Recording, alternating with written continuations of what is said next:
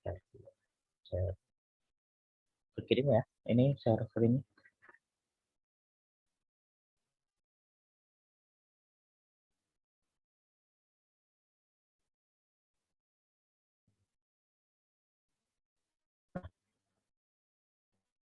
Oke, langsung aja kali ya kita ke soal.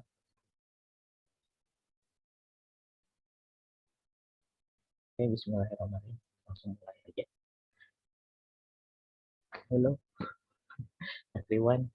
Atau aku asal ngomong sendiri. Oke, nah kemarin waktu hari Sabtu teman-teman pada TO kan ya. Mungkin ini soalnya, yang ini bukan soalnya nomor 1, waktu paruh, tentang waktu paruh. Atau gimana?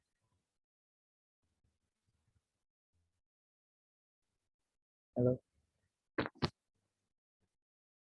Kak, suaranya putus-putus. Oh, betul. Iya, jaringannya berarti. Jaringannya.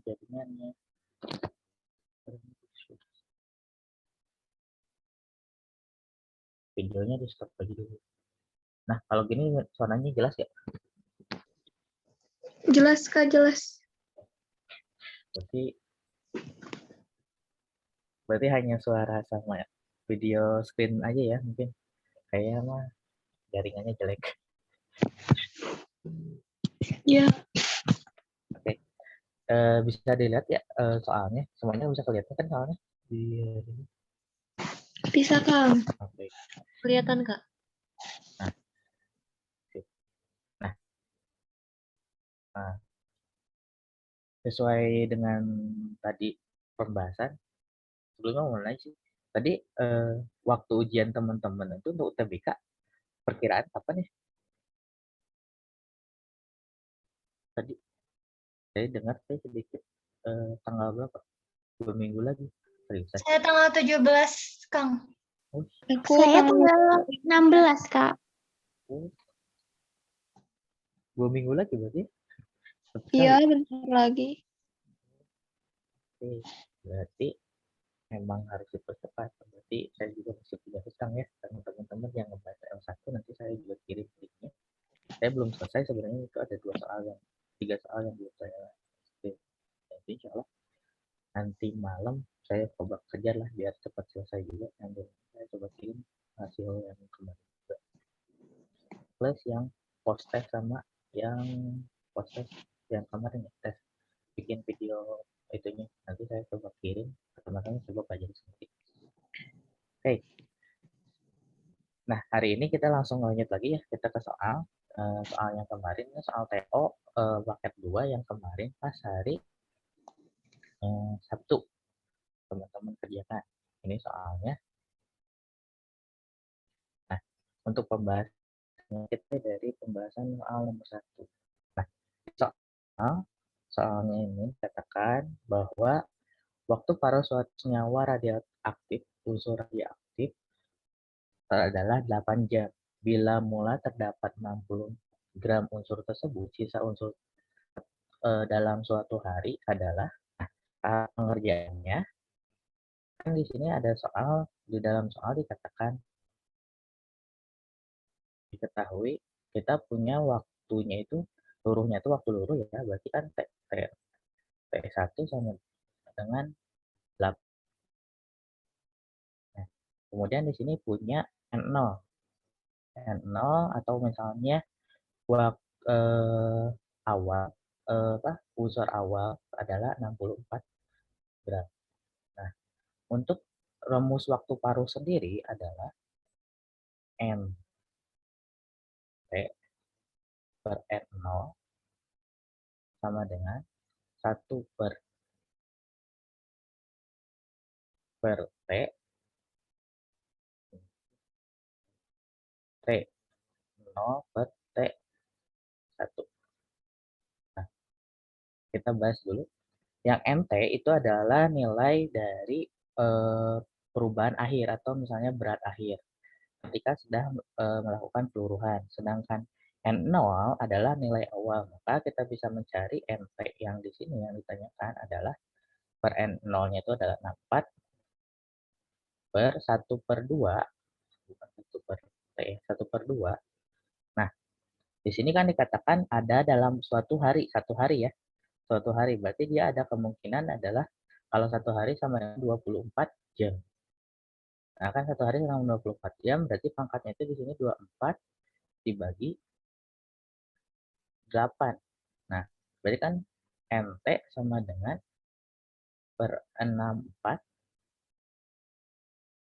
sama dengan 1/2 pangkat 24 bagi 8, 3 ya. Berarti kan NT-nya itu adalah, atau misalnya gram airnya itu adalah NT per 64 1/8. Berarti kan dikali silang, berarti sehingga ini dibagi, N totalnya itu adalah 4 bagi 8. 4 bagi 8 itu sekitar 8. Maka jawaban di sini 8 gram. Sampai sini. Untuk data yang ini ada yang ditanyakan atau gambar aman? Kak, itu 1/2 itu dari mana?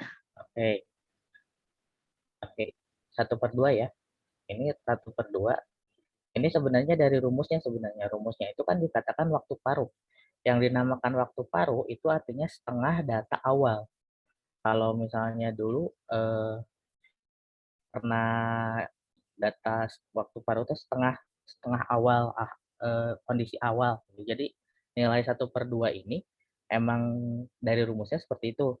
Kemudian yang selain itu di ini juga didapat dari pecahan unsur. Jadi unsur tersebut kan sebenarnya yang disebut dengan waktu paruh itu adalah ketika jam berlangsung dia bakalan memecah atau terbelah menjadi setengah bagian dari awal. Itu jadi makanya di sini ada 1/2 kayak gitu. Oh, iya siap. Nah, seperti itu. Jadi 1/2 itu dipangkatkan dengan nilainya berapa? Nilai perpangkatan dari perubahan dengan waktu perubahannya. T0 per T1. T ini T1-nya itu 8, berarti T0. Karena T awal perubahannya tergantung dari jamnya berapa. Kalau di atasnya satuannya jam, maka di bawahnya juga harus satuannya sama. Oke, untuk soal nomor 1 ada masalah yang lain? Aman? Aman, Kang. Oke, kita lanjut ke soal nomor 2.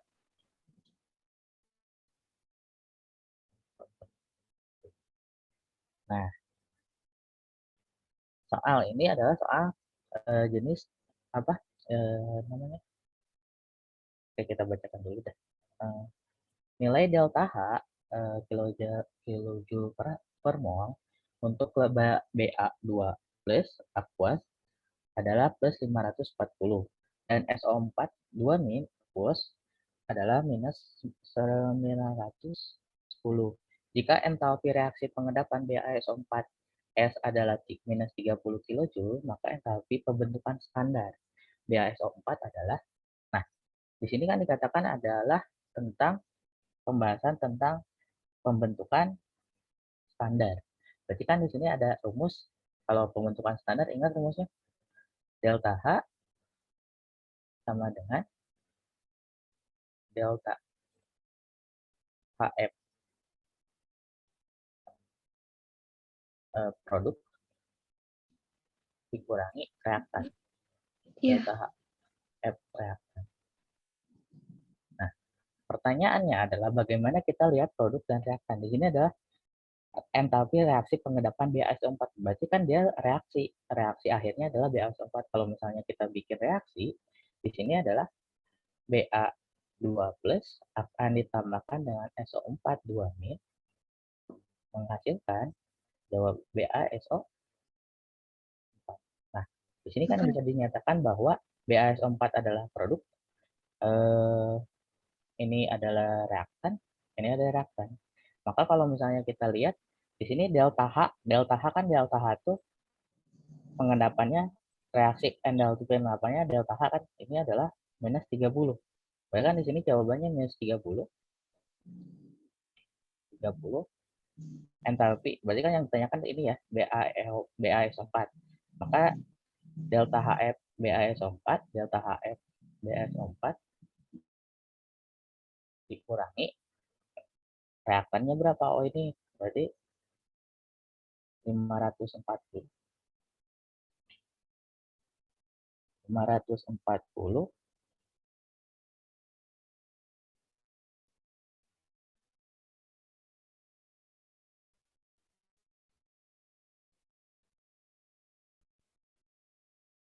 540 ditambah negatif 910.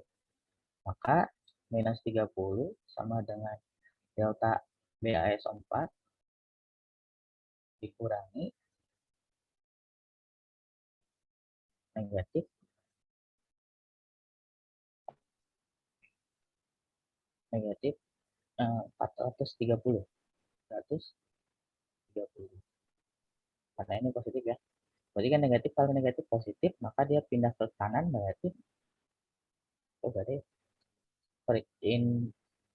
negatif kali positif ya, berarti kan delta BaSO4 ini pindah ke kiri, jadi nanyanya negatif.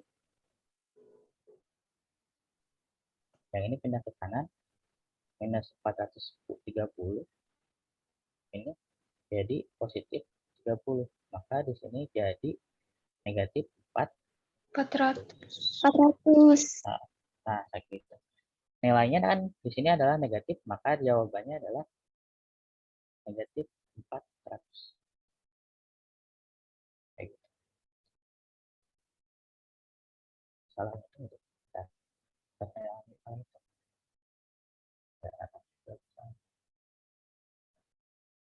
Sampai sini ada yang mau ditanyakan? Kalau saya salah itu.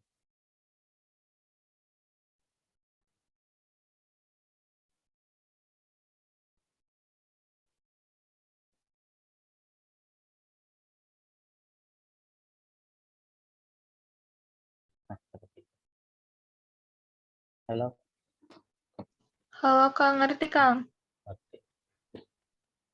Ada masalah kan soal ini ya? Tidak terlalu banyak. Jadi mungkin paling gampang di antara semua soal yang itu karena emang yang utamanya di sini kita harus lihat kondisi yang delta H sama dengan produk reaktan. Jadi kita harus tinggal jumlahin datanya. Oke. Aman ya, lanjut lagi kita ke soal nomor 3. Nah, ini yang rada ribet. Soal nomor 3 adalah gula 0,1 mol, natrium klorida 0,1 mol, natrium sulfat 0,1 mol, masing-masing dilarutkan dalam 1 liter air. P air adalah 1 gram per mol. Jika penurunan titik larutan adalah gula adalah T derajat C, maka penurunan titik buku larutan natrium klorida dan natrium sulfat berturut-turut. Nah, sebenarnya kalau teman-teman tahu reaksinya, tahu prinsip dasarnya, mudah untuk mengerjakan soal ini. Di mana prinsip dasarnya sebenarnya di sini dari lihat kan sebenarnya penurunan titik buku itu dipengaruhi oleh apa sih? Oleh jumlah elektron yang terlibat. Contoh gini, di dalam gula rumusnya kan C6H12SO6. Kan di sini kecenderungannya dia non elektrolit kan, non elektrolit. Maka dia hanya tidak terjadi terlalu banyak alfanya tidak terlalu berpengaruh, nilai alfa atau misalnya nilai ionnya tidak berpengaruh. Berarti nilainya adalah jadi diasumsikan nilainya adalah 1. Nah, lihat di sini kita punya natrium klorida dan natrium sulfat. Rumusnya apa? NaCl dan Na2SO4 natrium sulfat ya. Iya Kang. Di sini ada berapa elektron yang terlibat? Kalau di sini ada 1 Na+ dan Na+ dan Cl-. Di sini ada 2 elektron yang terlibat. Sedangkan di sini Na plus dan SO 2 min. 2 min.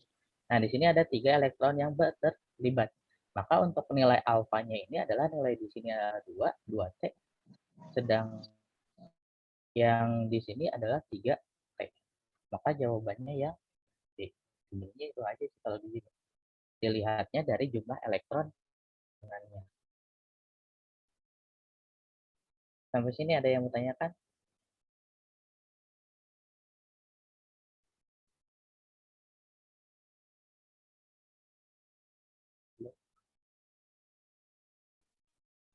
Belum ada, Kak. Oke. Cara sederhananya kenapa ini didasarkan pada elektron ya? Kita turunkan dulu dari rumusnya. Rumus adalah dari nih, delta TF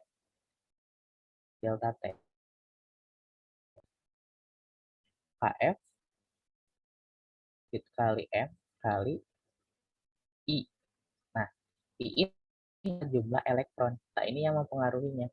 HF sama M kalau misalnya diasumsikan keduanya sama, itu tidak terlalu banyak berpengaruh. Tapi kalau misalnya I-nya ini kan setiap unsur di sini kan yang berbeda itu adalah nilai I-nya itu atau elektron yang terlibatnya, maka diasumsikan seperti ini.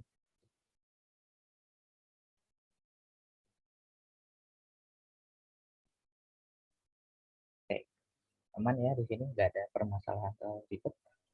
Kang, kalau misalkan nilai molnya berbeda masih berlaku itu cara cepat seperti ini? Nilai mol berbeda, tidak berlaku karena kondisinya kan di sini juga molnya sama semua ya, molnya 0,1 semua, enggak? Molaritas sebenarnya ini bukan mol ya, molaritas karena ini ada 1 liter. Berarti kan dia nyarinya molaritas. Di sini molaritas yang dipakai, bukan mol yang kecil.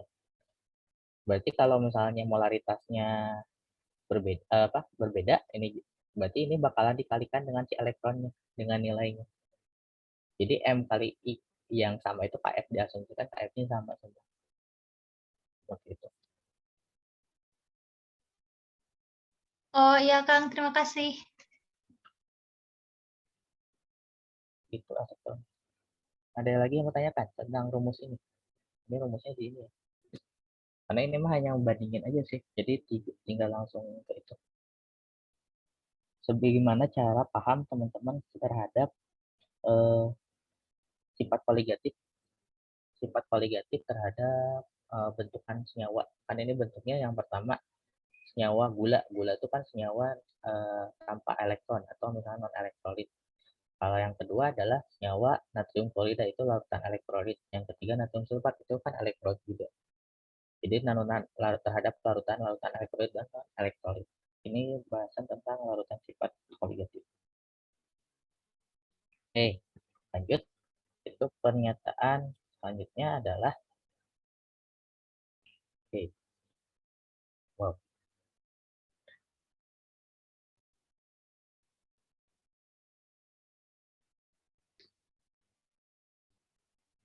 Oke.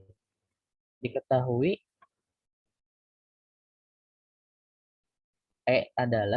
sel ada kimia dari Zn sama dengan ini. Zn menjadi Zn2+, Cu menjadi Cu, sel adalah 110 volt, Pb sama menjadi Pb2+, Cu menjadi Cu, kemudian sel menjadi 0,47. Berdasarkan data tersebut, maka pernyataan berikut yang benar adalah, oke, berarti kita lihat dari pernyataannya masing-masing ya. Di antara Zn, Cu, dan Pb, maka Cu sebagai reduktor. Jawabannya ini adalah benar atau salah?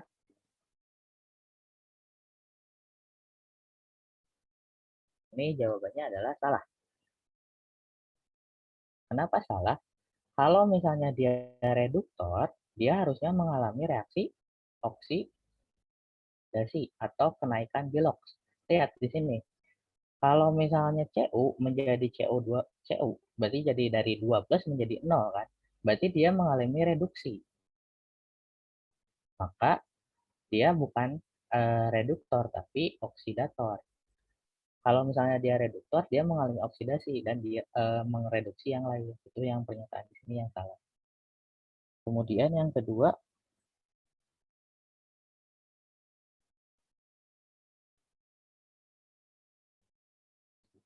urutan potensial reduksi standar ECU 2 plus CU PB 2 plus PB ZN 2 plus menjadi ZN. Benar atau salah? Ini jawabannya adalah benar. Kenapa? Ingat, semakin ke kiri dia akan mengalami reduksi, potensial reduksi. Kan di sini yang paling kecil atau paling yang mudah tereduksi yang si CU. Kemudian PB dan ZN nilainya dari nilai si SL-nya. Nilai SL-nya ini ada yang 0,7, ada yang 0,10. Berarti kan lebih kecil yang ini. Maka kemungkinan besar PB akan ada di tengah-tengah dan ZN ada di paling kanan. Karena kan semakin ke kiri, berarti dia semakin mudah direduksi. Maka jawaban yang D benar. Kemudian yang C, pernyataannya salah. Sistem SL setengah sel karena di sini belum tentu hasilnya adalah 0,63. Nah, kemudian sistem setengah sel CU adalah anoda. Jawabannya bukan anoda. Kalau misalnya dia mengalami reduksi, seharusnya dia di katoda. Karena ini ada SL. Kalau saya SL, kalau dia mengalami reduksi sel, sistem sel, maka dia kalau reduksi itu ada di katoda. Kalau anoda, dia mengalami reaksi oksidasi. Maka pernyataan yang di sini yang benar adalah yang ini dari teori-teori dasar mengenai sel elektrokimia dan sel galvanik. Oke, itu benar dari yang di sini. Sampai di sini ada yang mau ditanyakan tentang bab ini?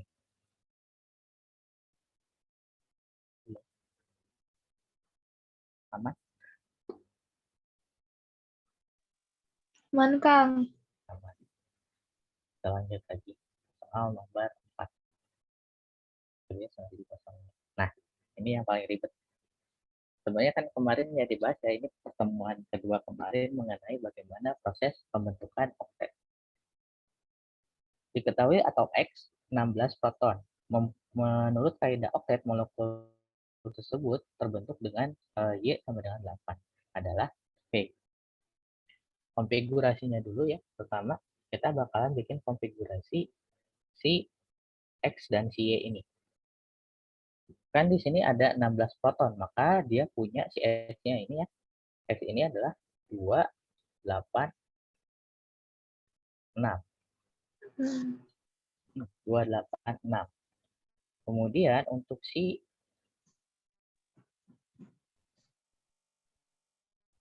2, 8, 6.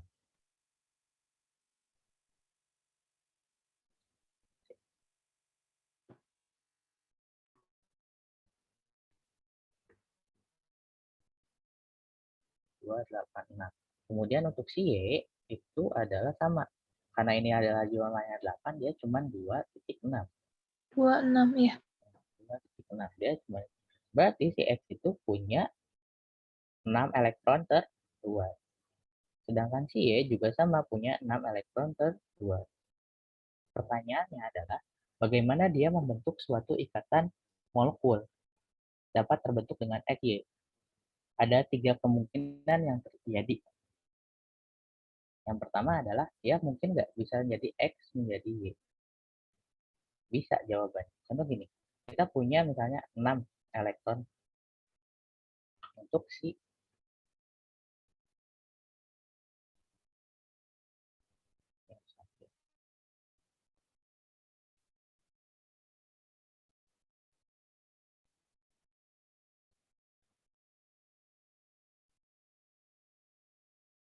ini 2, 3, 4, 5, 6. Akan berikatan dengan Y. Y itu dasarnya ini. Maka XY itu bisa kebentuk, bisa sebenarnya. Karena di sini kita hitung bersama-sama, di sini ada 8, 1, 2, 3, 4, 5, 6, 7, 8. 8 elektron yang dipakai D. Berarti kan hukum kaidah oktet di sini bisa kebentuk dengan XY. Berarti XY itu bisa kebentuk juga. Kemudian pertanyaan yang kedua, kalau misalnya X2Y, XY2, bisa kebentuk juga gak?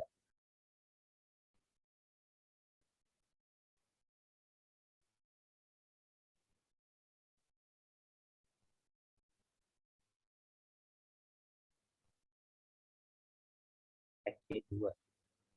Kemungkinan besar G2.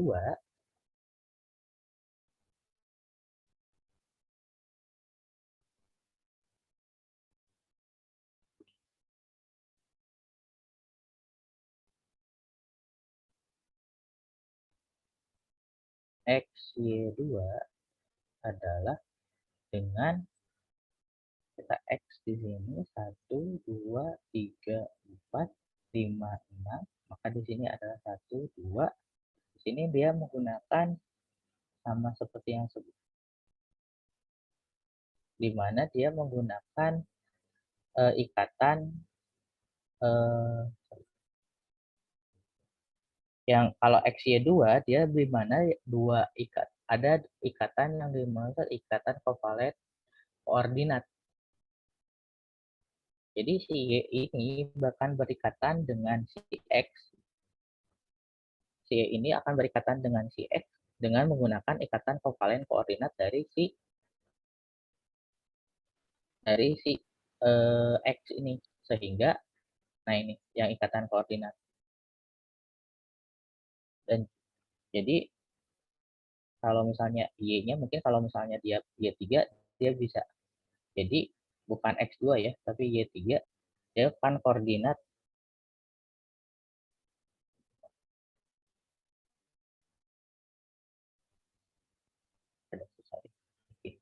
nah plus minusnya seperti itu. Makanya kemungkinan kalau dia itu terbentuknya adalah yang pertama itu XY sama XY3 bisa XY2 sama XY3. Berarti ini ada sebenarnya ada A dan B itu bisa jawabannya benar gitu. Kalau di sini. Itu dilihat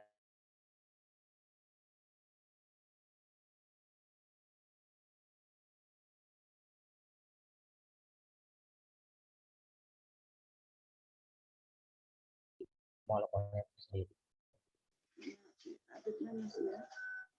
Jadi nih aku mau pulang juga sih sekalian. Oke, sampai sini. Ada yang mau tanya?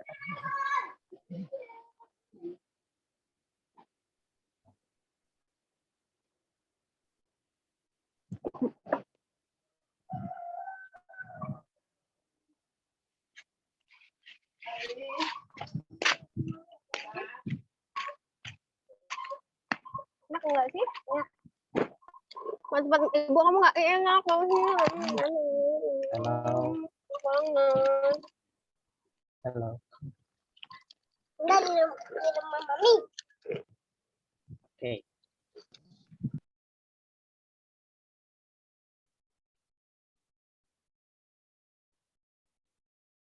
Sampai sini ada yang mau tanyakan? Udah paham. Ya. Ini kalau misalnya untuk yang nilai dari X, Y, dan nah. Oke. Selanjutnya kita bakalan membahas tentang stokiometri. Stokiometri ini kan berarti dia didasarkan pada reaksi gas metana direaksikan dengan sebanyak 64 gram gas Cl2 berlebih menghasilkan 50,5 gram gas CH3Cl 50,5, 170 gram gas CH2Cl2 Mr82. Maka gas X yang dihasilkan adalah kan berarti di sini ada 3 kemungkinan yang bakalan kebentuk. Berarti kan di sini ada 3. Pertama, kalau misalnya kita bikin persamaan reaksi, persamaan reaksinya adalah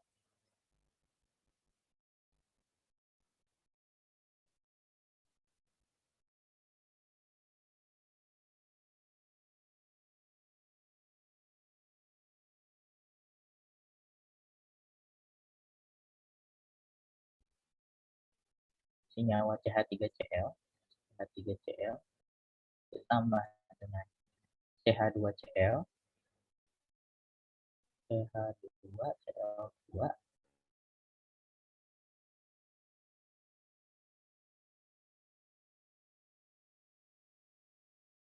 Cl.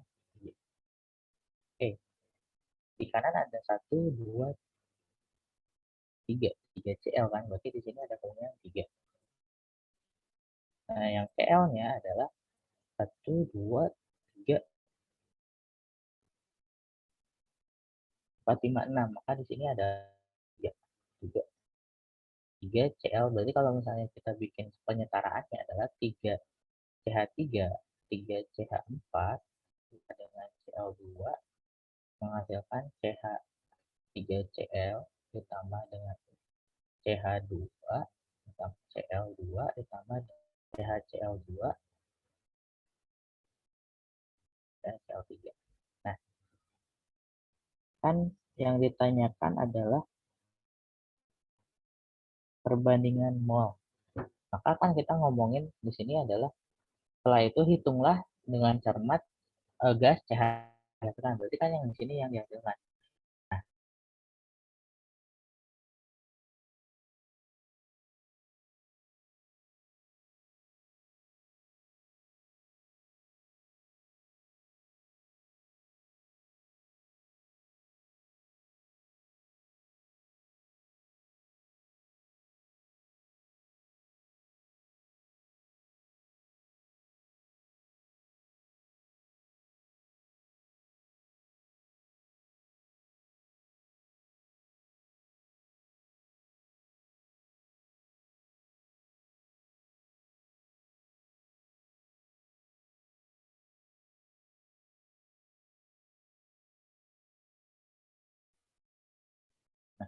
kemudian di Cl2 berlebih menghasilkan, berarti kan di sini sebagai reaksi habis kan, berarti otomatis yang menjadikan patokan reaksinya adalah si CH4 ini. Kalau di sini 4 mol, maka ada kemungkinan untuk yang si CHCl3 adalah dengan menggunakan perbandingan koefisien. Perbandingan berarti di sini adalah 1/4 dikali berapa mol dari ini adalah 4. Maka 1/4 bagi 4 berarti jawabannya adalah 1 mol. Untuk CHCl4 adalah kita punya CHCl3 adalah 1 mol. Sehingga untuk massa CHCl3 adalah 1 dikali dengan MR atau N dikali MR. Maka di sini 1 dikali 120. Maka jawabannya adalah 120 gram. Jawabannya di sini adalah E.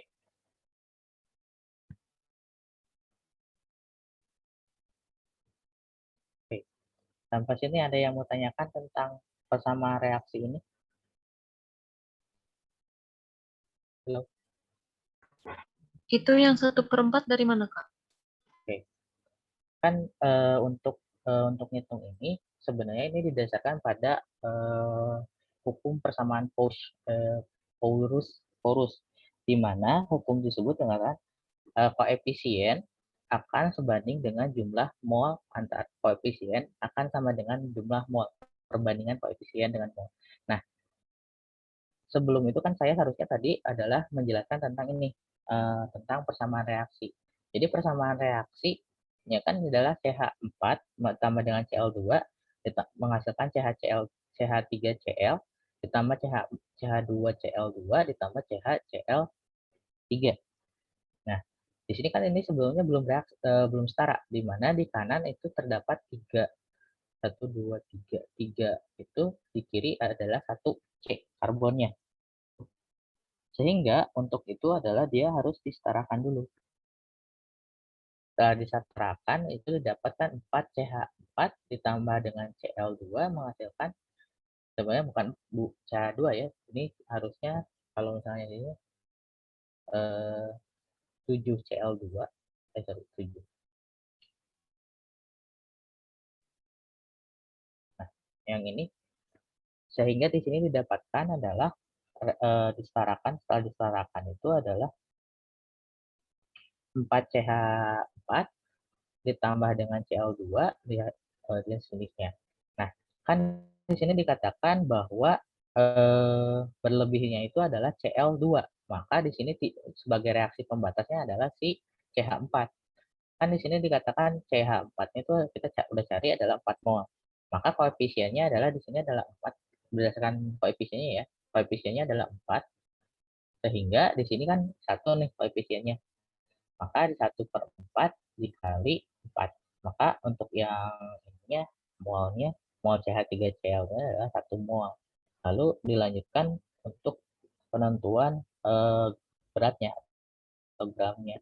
Kalau gram adalah N kali mR. Sehingga 1 dikali 120 gram. Paham sampai situ? Atau mau ditanyakan lagi? Cukup, Kak. Penyetaraannya ya. Terima kasih. Penyataannya nanti kita bahas di pertemuan selanjutnya tentang bagaimana penyetaraan di bab stokiometri. Kalau gini kan saya sekilas jadi mempercepat aja hasilnya seperti ini gitu. Oke. Kita lanjut. Nah, soal tentang laju persamaan reaksi orde berarti ya. Kalau ngomongin soal orde, ini kan sebenarnya ada 2 orde gitu. Rumus orde itu P sama dengan K atau itu reaktan kan gitu ya sebenarnya. Nah, pangkat orde. Nah, ini rumus sederhananya. Nah, di dalam ini ada 3 orde yang biasa kita sebutnya itu. Yang pertama ini adalah yang kalau misalnya ada garis seperti ini, di sini adalah reaksinya atau peak-nya yang ini, D ini atau P, itu adalah orde 0. Orde 0. Lalu yang ini, yang lurus, adalah tipe orde 1. Yang selanjutnya ada yang belok sedikit naik dan tiba-tiba naik, ini orde 3, orde 2. Nah,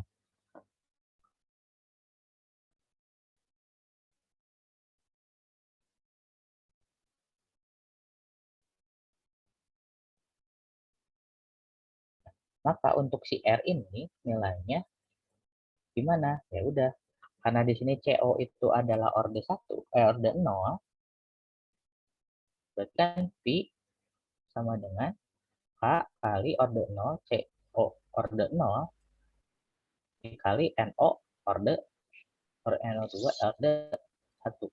Sehingga di sini kalau pangkat dikalikan pangkat 0, berarti kan nilainya adalah 1 dikali NO 2 pangkat 1. Maka jawabannya yang A. Udah. Itu jawaban untuk soal nomor 7. P sama R itu sama aja ya. PR, P itu sama dengan R. Itu sama dengan yang ini, nilai ini. Seperti itu. Sampai situ ada yang tanyakan untuk orde reaksi? Aman ya? Udah ngerti, Kak. Itu untuk orde reaksi. Selanjutnya nomor 8.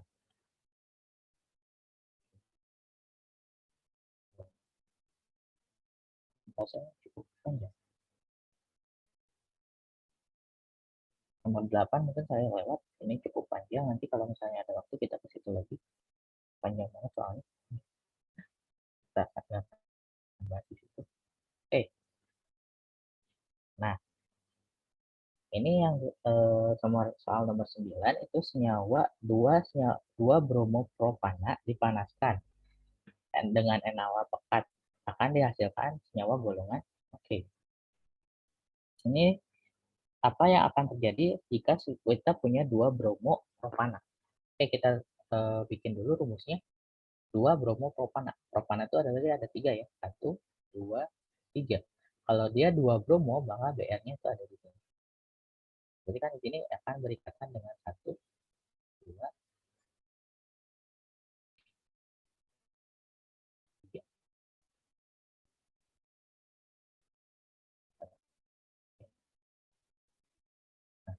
dia akan direaksikan dengan Na plus dan ClCOH. Apa yang akan terjadi adalah karena di sini ada dikatakan pekat, maka ada kemungkinan besar dia akan tertarik oleh si Na. Yang ini akan tertarik oleh Na dan hidrogen akan tertarik oleh OH. Sehingga di sini katanya akan menjadi ikatan rangkap. Jadi kan reaksinya adalah CHC ingin menghasilkan H, maka di sini akan menghasilkan ikatan rangkap. Di sini H, sini. Nah, itu yang akan terjadi ditambah dengan NaBr plus H2O. Ini yang akan terjadi ketika dia berikatan dengan ikatan senyawa rangkap atau disebut sebagai reaksi eliminasi. Pada reaksi eliminasi akan terbentuk, kalau di sini propana, berarti dia menjadi Alkena. alken. Jadi jawabannya yang A. Ini reaksi eliminasi yang terbentuk. Mungkin kalau dulu dibahasnya tentang si kaya dan si miskin gitu ya.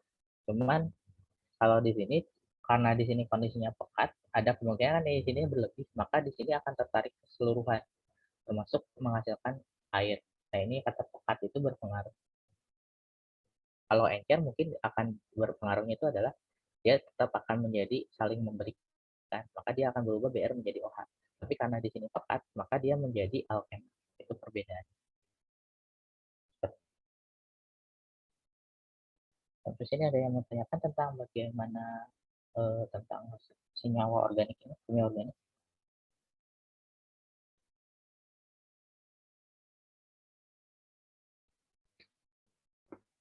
Halo, Enggak, Kak. aman ya? Yang lainnya gimana? Ada yang mau tanyakan nggak?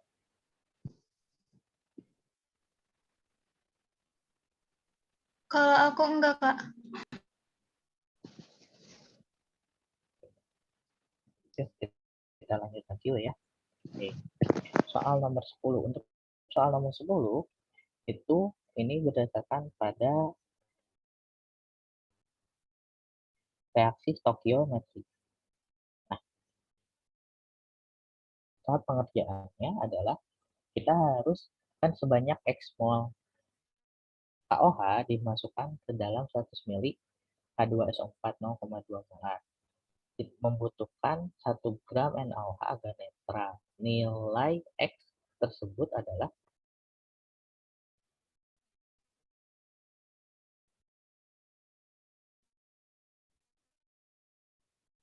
nah,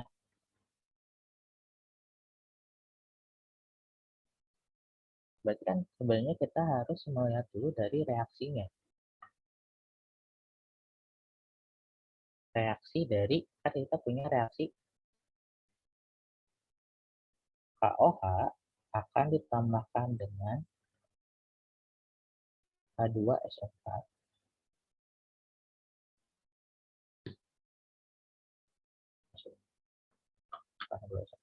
KOH akan direaksikan dengan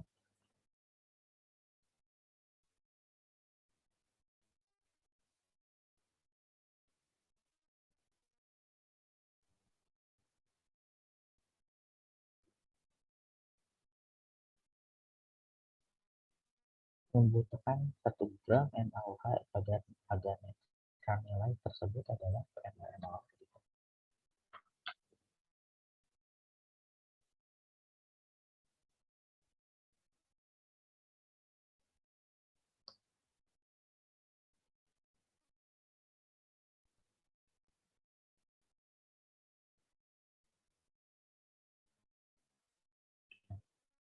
Patokan utamanya itu ada di senyawa dari senyawa bersama reaksinya.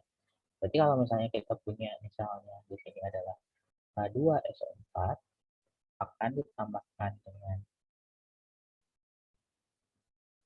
H2SO4 akan ditambahkan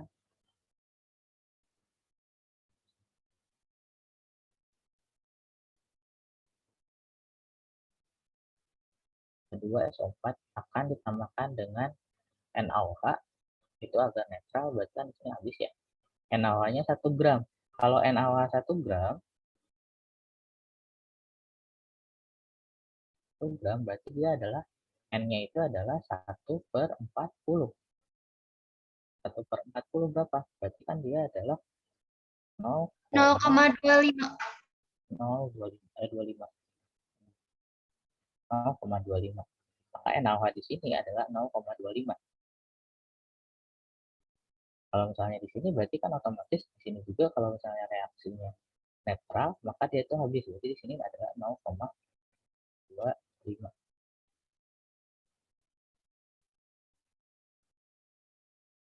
Eh, 0,2.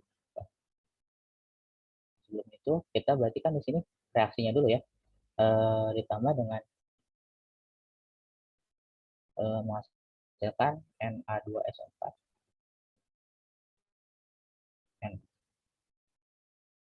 Na2SO4 ditambah dengan H2O.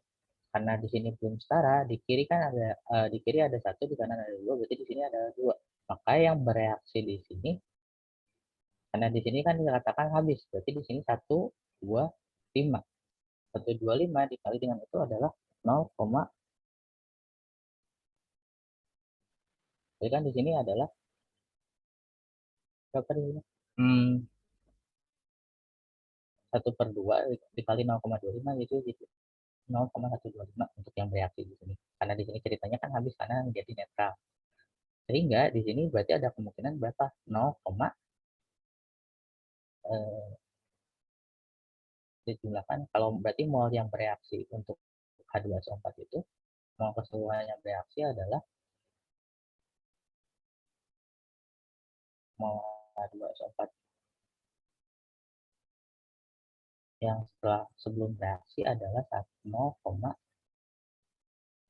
dikurangi 0,125 adalah 0,75. Nah, 0,075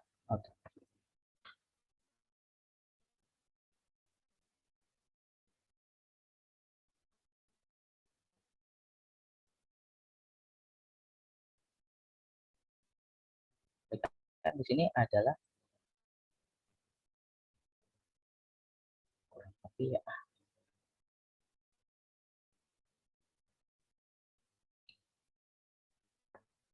Nah, cara pengerjaannya adalah kan di sini 0,25 nih pertama. Nah, berarti kan otomatis si H2SO4 ini yang bersisa di sini, yang bereaksi di sini adalah 0,125 juga kan sebenarnya. Di sini 0,125. 0,125.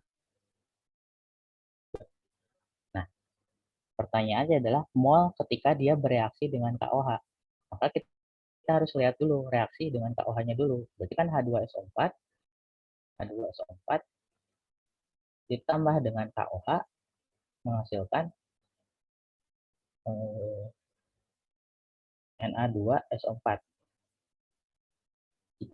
Jika di sini misalnya di sisanya adalah kan di sini sisanya dikatakan yang bereaksi dengan ini. Ternyata larutan itu membutuhkan dengan itu, berarti kan dia di sini yang bersisa di sini akan direaksikan dengan NaOH. Maka di sini ada kemungkinan adalah 0,75 yang tadi, 0,125.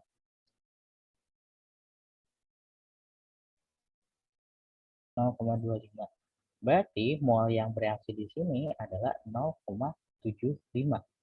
Nah, 0,75 kan di sini ada 2/1, sehingga kalau misalnya di sini ya 0,125. Maka KOH yang didapat di sini, KOH-nya itu adalah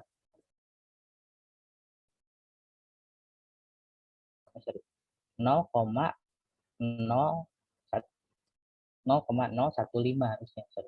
Yang di sini mereka kan di sini 2 dikali 0,075 adalah 0,15. Yang ini 0,15. Untuk KOH yang didapat adalah 0,15 mol. Sehingga untuk KOH-nya adalah nilai X-nya itu adalah 0,015.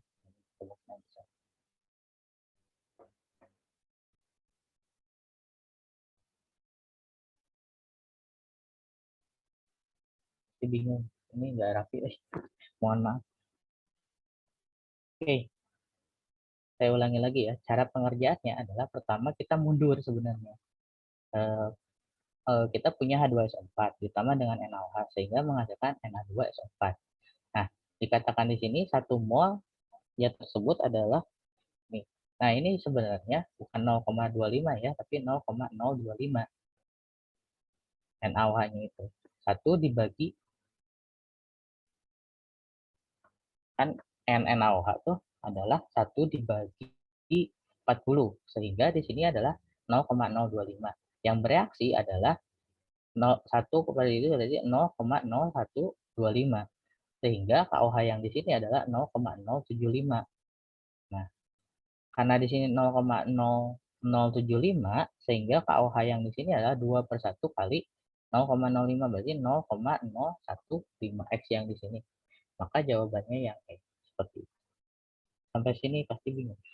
Sampai sini ada yang mau tanyakan? Belum.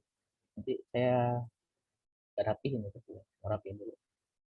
Sampai sini mau tanyakan nggak? Halo? Aku enggak, Kak. Yang lainnya on nggak sih? On, Kak, on. Pernah bereaksi? No.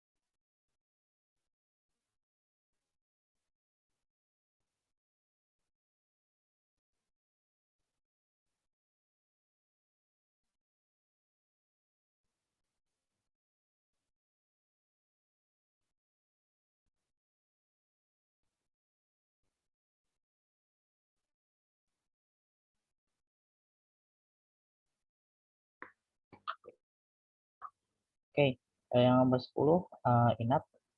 Kalau nggak ada yang ditanyakan lagi, kita lanjut lagi dulu. Kita ke nomor 11.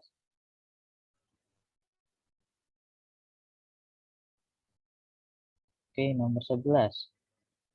Itu pernyataan ya. Ini disertakan bahwa pernyataan pertama, data KC dan KP reaksi ketimbangan di kanan. Itu adalah 25 derajat, 30 derajat, 40 derajat. Nah, dari data tetapan kesetimbangan proses Haber-Bosch di atas, pernyataan yang benar adalah untuk meningkatkan hasil reaksi NH3, tekan ke kanan ya, maka dapat dilakukan dengan menaikkan suhu. Nah, pernyataan di sini salah. Kenapa demikian? Lihat KP-nya dan KC-nya. Di sini kalau misalnya suhu dinaikkan, dia bakal bergeser sebelah ke produk sebelah kiri. Itu nilainya dari yang ini nilai pakatnya yang kecil dan besar. Jadi otomatis kan suhu naik, dia semakin ke kiri kan produk akhirnya. Produk akhirnya semakin kecil. Berarti ke kanan kalau suhu naik. Berarti dan pernyataan ini adalah tidak sesuai. Kemudian yang kedua, pernyataan tidak reaksi pembentukan amonia berarti pembentukan amonia reaksi eksoterm. Itu jawabannya benar. Kenapa? Ini suhu dinaikkan. Kalau sifatnya eksoterm, kalau suhu dinaikkan, maka nilai Kp-nya itu kecil, mengecil. Suhu naik, Kp dan Kc nilai konsentrasinya kecil karena dia bergeser ke sebelah kiri, bukan sebelah kanan. Kalau eksoterm. Selanjutnya adalah perubahan entalpi reaksi itu salah, jelas. Karena jawabannya benar udah B. Kenapa? Karena reaksi penguraian amonia berharga positif maka hasilnya yang di sini di awal. Jadi jawaban yang untuk nomor pernyataan yang nomor 11 adalah yang B. Oke, untuk pernyataan mungkin dilewat dulu, kalian bisa pahami sendiri itu tentang bagaimana pergeseran kesetimbangan jika suhu dinaikkan, dia bakal bergeser ke kiri atau ke kanan. Kalau eksoterm biasanya dia bergeser ke kiri kalau suhu dinaikkan, sehingga nilai Kp dan Kc-nya mengecil. Kalau endoterm, dia bakalan ke kanan. Mungkin pembahasan eksoterm, endoterm nanti akan dibahas di bab selanjutnya. Nah, yang itu lewat dulu ya. Kita lanjut lagi dulu ke nomor 12. Oke. Untuk soal nomor 12, dalam suatu wadah 1 liter terdapat 20 gram gas H2 dan 20 gram gas 20 gram N2. Sejumlah NH3 dalam keseimbangan pada suhu 300 derajat Celcius. Jika NH3 itu keseimbangan tersebut dipisahkan, dilarutkan dalam 1 liter air, maka pH larutan yang diperoleh adalah Oke, tahap pengerjaan pertama adalah kita harus menentukan dulu reaksinya. Kan di sini reaksinya adalah H2 ditambah dengan N2 menghasilkan NH3. Menghasilkan NH3. Karena di sini NH-nya 3, maka kita bakalan setarakan caranya adalah di kiri N-nya berapa? 2. Berarti kan di sini ada 6, maka di sini adalah 3. Nah, maka di sini kita bisa menentukan rumus Kc-nya sendiri. Kc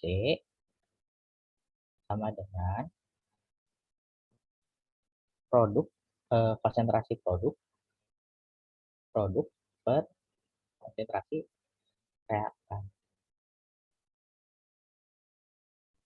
Kan kita punya produknya itu adalah NH3, pangkat koefisien ya, pangkat koefisien. Maka di sini adalah NH3 pangkatnya itu adalah 2 per H2 pangkat 3 kemudian N2 pangkat 1. Nah, itu untuk rumus Kc-nya untuk melihat keseimbangan. Sebelum kita masuk ke rumus buffer ataupun pH larutan.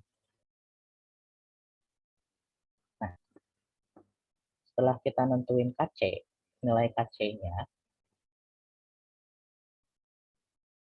kan diketahui Kc-nya itu adalah berapa nilai keseimbangannya?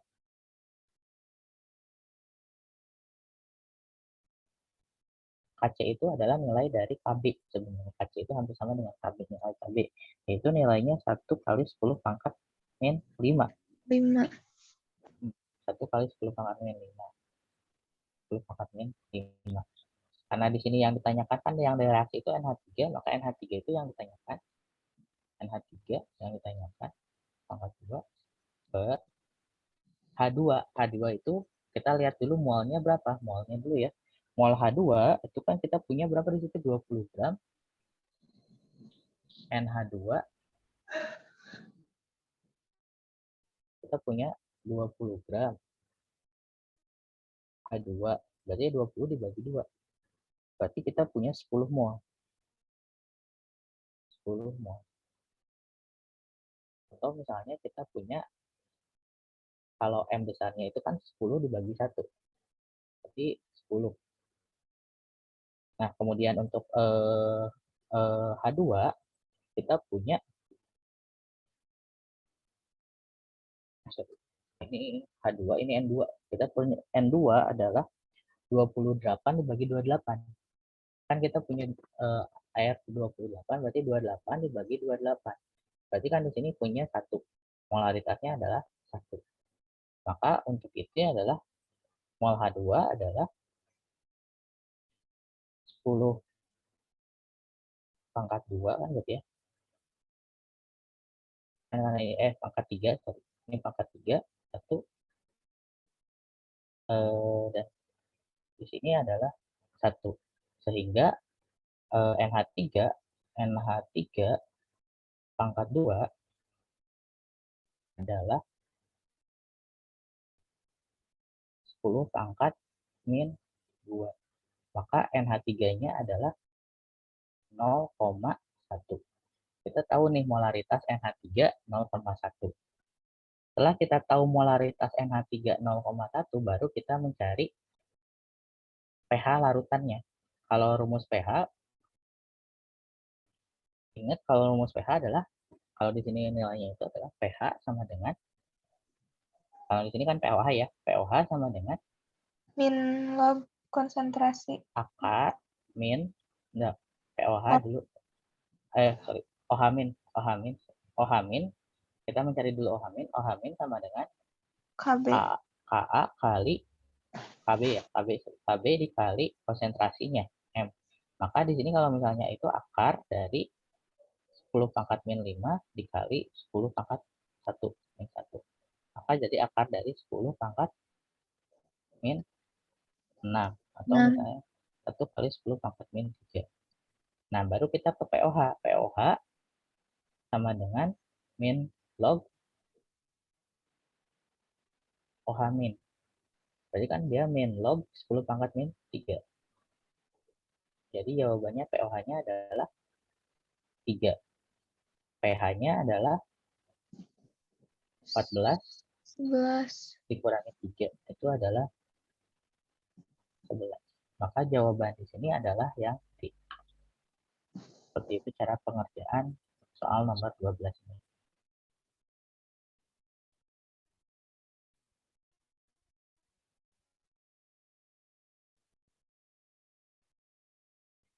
Sampai sini ada yang mau tanyakan tentang materi ini?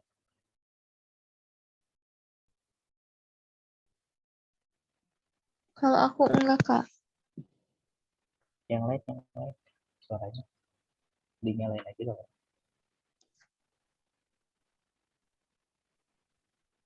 Enak ya. Oke. Oke. Kita lanjut lagi dulu dah. Kita ke nomor 13.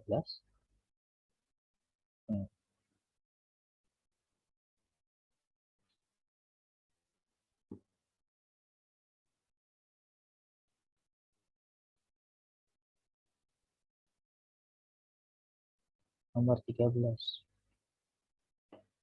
Diketahui reaksi redoks adalah sebagai berikut belum setara. BRO 3 min ditambah BR ditambah 6H plus menghasilkan BR2 ditambah 3H2O. Tahap pertama untuk mengerjakan soal ini, kita setarakan dulu yang ini. Kalau kita setarakan, tergantung kalau misalnya kalian mungkin belajar tentang setengah reaksi ataupun yang itu. Cuman kalau saya biasanya menggunakan sistem biasanya bukan. Nah, tahap pengerjaannya adalah berdasarkan bilangan biloxnya biasanya. Di kiri misalnya ada 1, 2, 3. Jadi kan di sini cuma ada 2 plus, 2 min. Di kanan sedangkan netral, maka biasanya untuk meningkatkan itu kita tambah netral.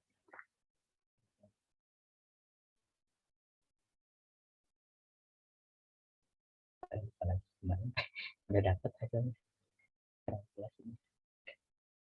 Jelasin ya. Nah, pokoknya nama intinya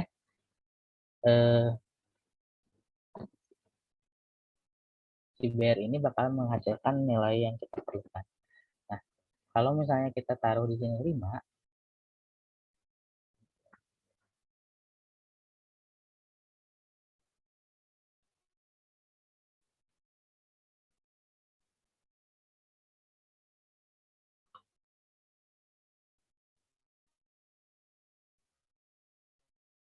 hasil pernyataan reaksi yang saya kerjakan adalah ini adalah BR. Oh, di sininya adalah 3 min ditambah dengan 5 BR min ditambah dengan 6H plus menghasilkan 3 BR 2 ditambah dengan 3H2O. Nah, ini yang hasil yang saya kerjakan untuk penyetaannya.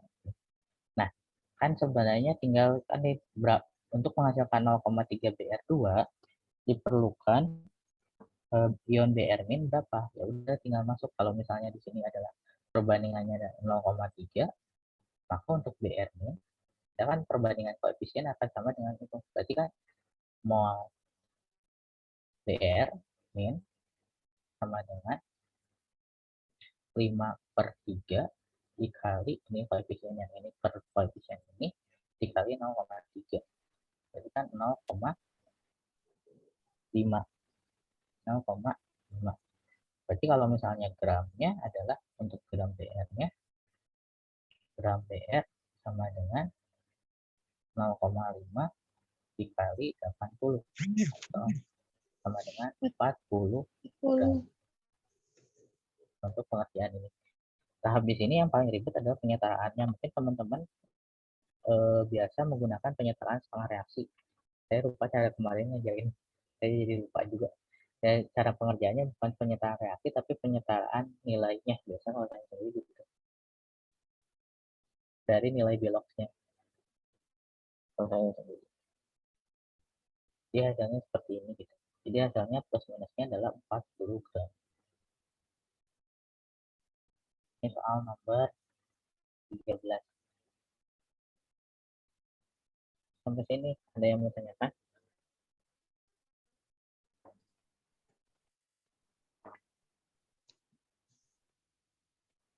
Enak ya. Atau kita lanjut lagi dulu dah. Kita lanjut ke soal selanjutnya. Nah, soal selanjutnya itu adalah pembuatan natrium fosfat Na3PO4 dengan Mr164 dilakukan dengan mereaksikan 568 tetrafosfat deoksida Mr284 dengan 80 gram natrium hidroksida. Menurut pesamaan reaksi berikut yang itu belum setara adalah P4O10 ditambah NaOH menghasilkan Na3PO4 ditambah dengan NH2O. Natrium fosfat yang dihasilkan adalah tahap pengerjaan pertama seperti yang sebelumnya ini sama, kita ngerjain dulu persamaan reaksi. Mungkin ini lebih ringan daripada yang tadi. Cara menyetarakan reaksinya harus lihat di kanan ada 3 Na, maka di kiri ada 1. Maka di sini tinggal masukin ada angka 3. 3 Na, 3 Na. Kemudian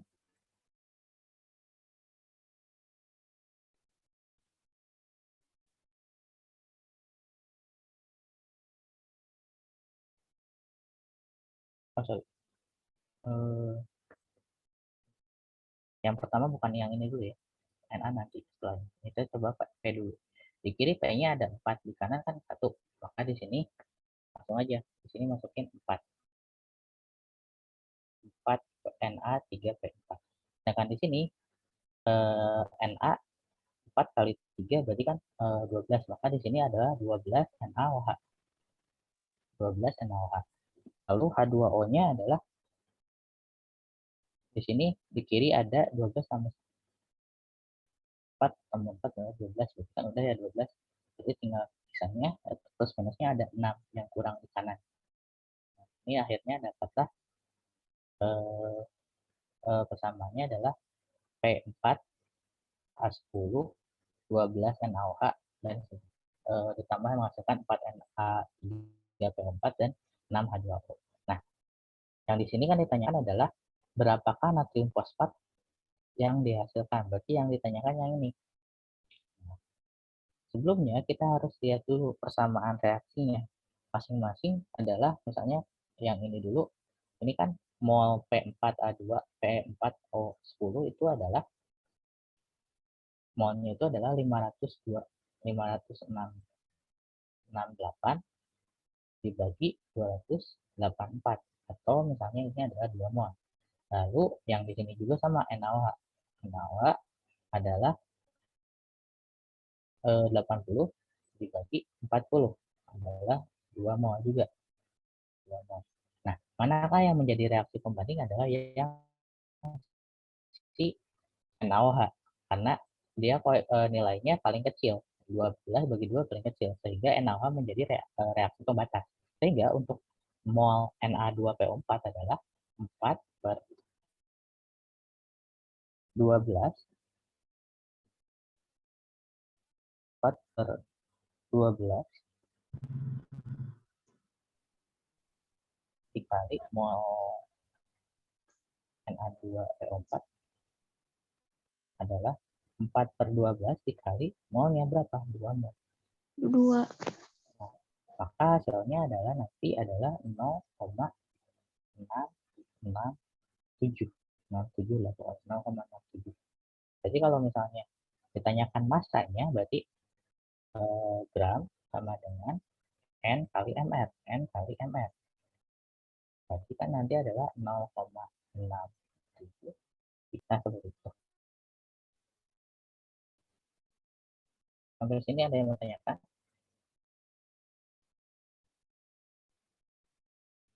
Takut dikacang.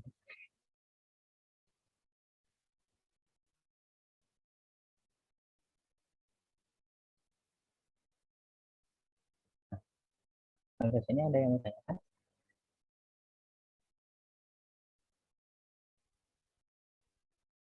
Nah,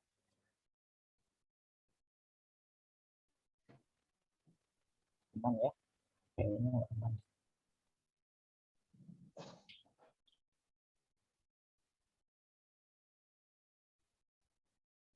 Oke, kita lanjut lagi. Ini tentang bagaimana salah satu sifat terluar dari suatu atom. Jika nomor atomnya adalah 20, maka mempunyai bilangan kuantum. Nah, tahap pertama kita menggunakan konfigurasi yang 1s1. Kalau misalnya 20 berarti kan 1s1, s2, kalau 20 ya, atau misalnya atom X itu 20, maka dia menggunakan yang ini.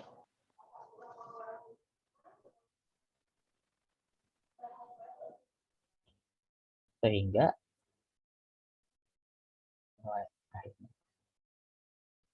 sebentar ya, saya keluar dulu, ada tamu. Ya.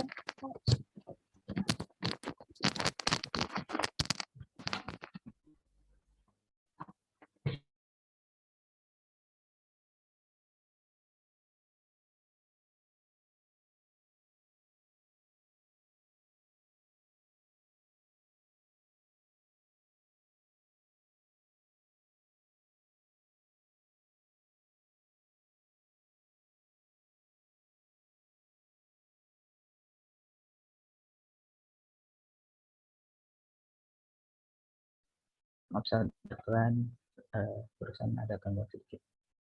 Kita lanjut lagi. Ini tentang bagaimana tentang pembahasan kulit terluar suatu atom.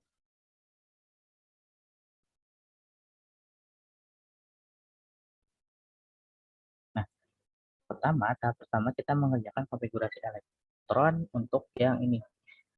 Nanti kan misalnya kita punya 1s1, kalau misalnya itu 2s2, 2s2, 2p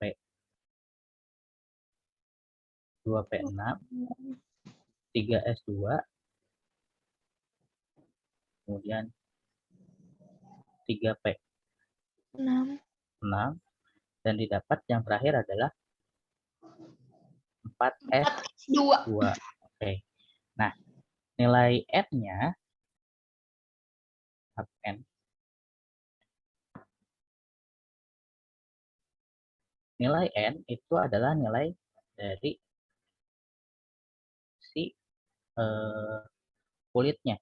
Dia di kulit ke berapa sih kalau N? Berarti dia ada di kulit ke 4, maka dia adalah N-nya adalah 4. Lalu nilai L, karena di sini S, kondisi S itu nilai L-nya adalah sama dengan 0. Kemudian M-nya juga sama, M adalah 0. Kenapa M-nya 0? Ingat kalau misalnya S, dia nilainya adalah yang di tengah-tengah 0. Kalau misalnya yang P, itu ada kemungkinan 0, 1 plus atau min 1. Kalau misalnya yang D itu 0, 1, 2. Kalau di tengah-tengah 0, kalau di kanan itu 1, 2, plus, kalau di kirinya itu 1, 2, min. Kayak gitu untuk pengertian yang M-nya. Karena di sini S, maka dia M-nya itu adalah 0. Sedangkan untuk S-nya, S itu adalah nilai dari si elektronnya.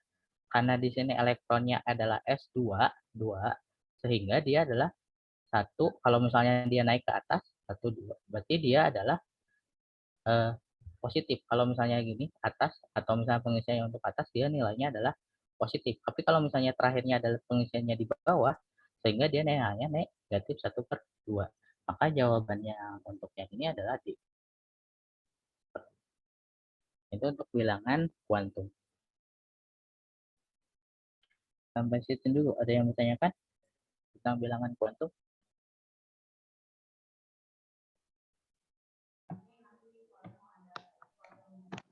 Waktunya ya. Gimana Baru adik-adik